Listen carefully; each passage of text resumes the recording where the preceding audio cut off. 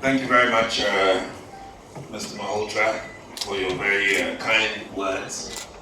Yes, indeed, India is very much at the heart of affairs, of activities in Ghana, and to be described as the best friend of India by Mr. Malhotra is very much an honor.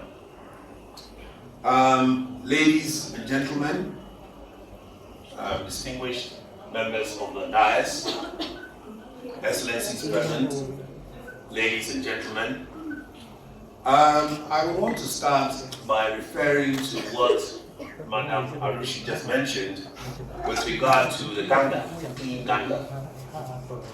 This is a project which is very much patronized by the Prime Minister of India, Prime Minister Modi, and I want you to know that Ghana is actually the chairman for the African Forum represented with Clean Ganga. And in fact, our water minister at the time came for the soft launch in India, and we very much partner India on environmental issues. So it is no surprise, and maybe even a good coincidence, that the International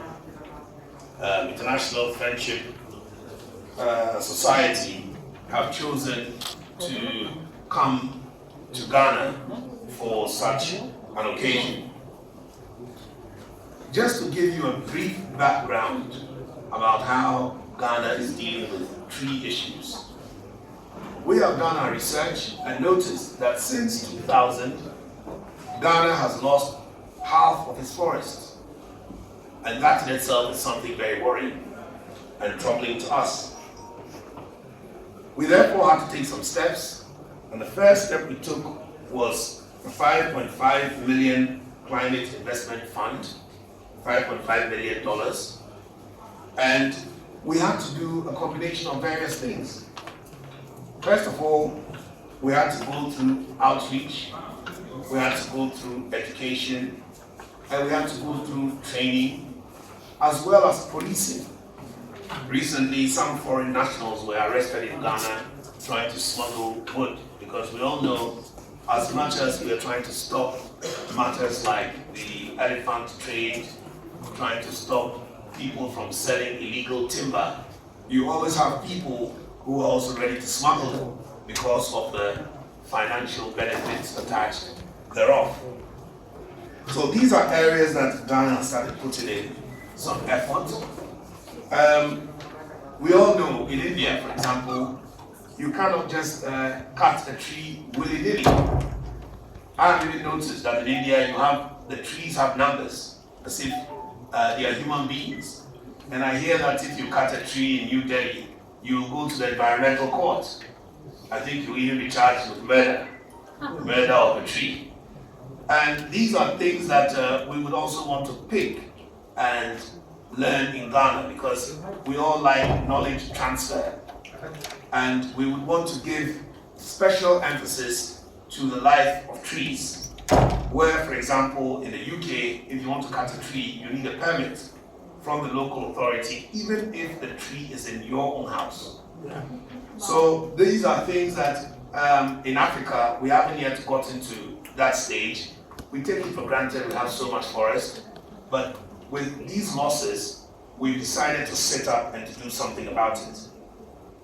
That has culminated in the recent decision by the government of Ghana, and this was during the Africa Climate Week that was held this year, mainly to combat the effects of climate change, where the government of Ghana announced a policy from the President of Ghana, Nana Akufo-Addo, through his Minister for Environment and Science and Technology, Professor Frimpong Boateng, that Ghana is now on the road to plant 10 million new trees to combat this problem. Furthermore, the Ghanaian government has gone to employ for this achievement 20,000 people so that this can be done not just to achieve the numbers, but to be done speedily. Now, as the representative speaking for Africa today, I'm sure some of you have recently heard of the world record tree planting in Ethiopia, where recently they planted, in fact they beat India to that record. So that shows that India itself were very much in the environmental front. But recently Ethiopia used your country as an inspiration to be able to plant a lot of trees to beat your record. And we also want you to know that India is an inspiration to Ghana as well, and we would use some of your very good environmental policies to achieve this recent government aim. Now, we intend to stop things like deforestation, and most importantly, we want to get into renewable energy, because one thing that saves a forest is the charcoal, and the charcoal comes from the trees. And if we are to do that, then we have to go into new energy like gas or solar. And once again, we're happy to announce that India, through the inauguration of the International Solar Alliance, has partnered many countries in the world, including Ghana. Ghana was one of the first countries to ratify it, again under the speedy reaction of the President of Ghana, Lanka, to join this exclusive club and to make sure that we use all the knowledge there to deal with things like the carbon footprints and to get cleaner air and energy. So Ghana is very much moving on towards renewable energy in that area, and of course the various other renewable energy areas. Now, to achieve that, we also realize that we need to be able to use better cooking methods. And recently, the number 2 lady in Ghana, the second lady, Hajia Samira Baumia, came to India for a United Nations India program, which is for clean cook stoves, i.e. it allows women to cook with gas and then in some cases solar, so that they don't need to use charcoal to create all these problems. So you can see from the efforts that are being made that there is already a very fantastic collaboration between Ghana and India to be able to achieve the environmental targets as far as the Sustainable Development Goals are concerned. And for that, I want us to applaud the organizers of this fantastic event for enhancing that. But you can clap louder, it's no problem. So clap louder for them to say, well done. Because as much as governments are trying to do things, we need to see private participation, we need to see private funding, and also to see citizen vigilantes and initiatives that will achieve these goals. So Mr. Malhotra, Mr. Gupta, and all your various groups behind you, I want to say a special thank you for your explicit work. But that notwithstanding, we also talk about clean water, conservation of water. Ghana, one of the policies at the moment is what we call one village, one dam. What is the purpose of that? Because we know that as much as we need water for human beings, we need water for livestock, and we also need water for farming. Because if you don't have any water to farm, there will be no food to sustain you in the first place before you sustain the environment. And so on that note, Ghana has gone with the one village, one dam policy. Some dams are smaller, depending on the need, and some dams are virtually commercial dams in areas like Tonu and so on, which are very big, and even to the extent that some are hydro dams, which produce electricity. And we all know that it's one of the most and the cleanest form of air that we can have in any energy mix. The next thing that Ghana would also want to learn and do a bit more from India is water harvesting. when it comes to rain. It's something that we need to look at, how we can harvest the water, especially during the rainy season, and to be able to regurgitate it and use it for better purposes when it is leaner. One of the biggest challenges in Ghana, the movement, is the pollution of our water bodies because of illegal mining. And this is a challenge that the government has taken up to deal with the mining.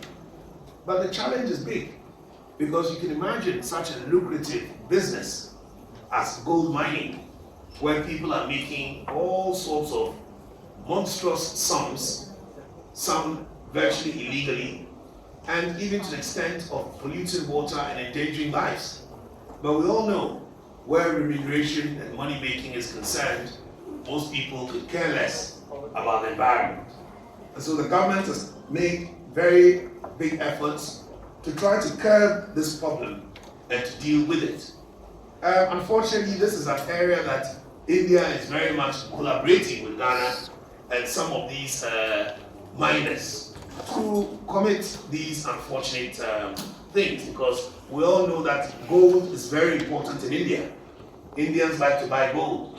So when they collaborate with some of these legal miners, they are able to get the best discounts that they can get for any market.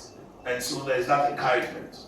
So I also want to plead with, of course, we're asking the Ghanaians to stop, and we're asking and pleading with the Indians who are also involved in it to understand that such activities, we should not only think about money making, but we should think of the environment, because any environmental disaster in Africa would in the long run impact on India, as we can see in the world today with the heat waves that have gone over the whole about water conservation.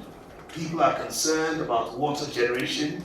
People are concerned about sustainable development goals in how to achieve climate improvement and not to mess up the world. It's something that we would all want to be part of. And today, right after this, I will be taking the front step in planting some trees in the Ghana High Commission. This is symbolic, and it's something that we're doing to show everybody else that the only way to sustain the world is to plant more trees and to protect our water bodies. Ladies and gentlemen, on that note, I'd like to say thank you very much for your time. Thank you.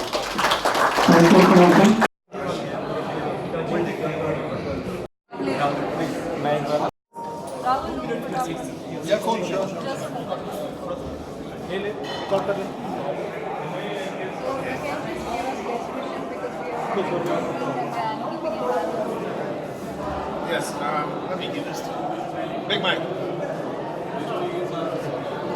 This is a special message with regards to Splash Uganda, Clean Uganda Water Initiative, that we believe in that cause. We think that it's a very good thing for the environment, and we want to say that congratulations on such a big initiative, especially with the importance of the River Ganges, or the Ganga River, in India. Ghana is also associated with the Clean Ganga scheme with the Water Ministry. Our Water Minister